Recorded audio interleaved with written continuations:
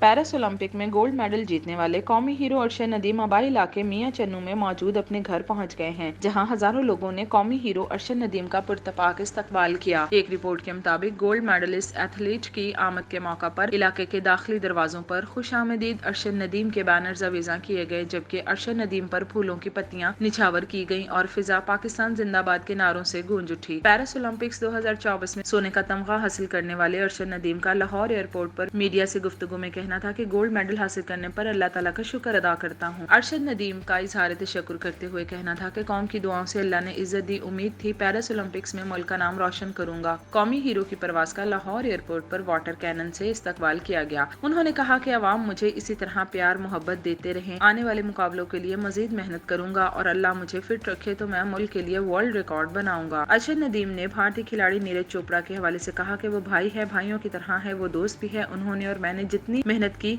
अल्लाह ताला ने उसका फल दिया। कौमी हीरो ने कहा कि मैं बहुत खुश हूँ कि जनूबी एशिया के 2 खिलाड़ियों ने पूरी दुनिया में कारकर्दगी दिखाई, जबकि Olympics gold medallist Arshad Nadeem ने लाहौर से मियां चन्नू जाते हुए रास्ते में नमाज फजर की अदायगी के लिए रायवन के तबलीगी मरकज में कयाम किया।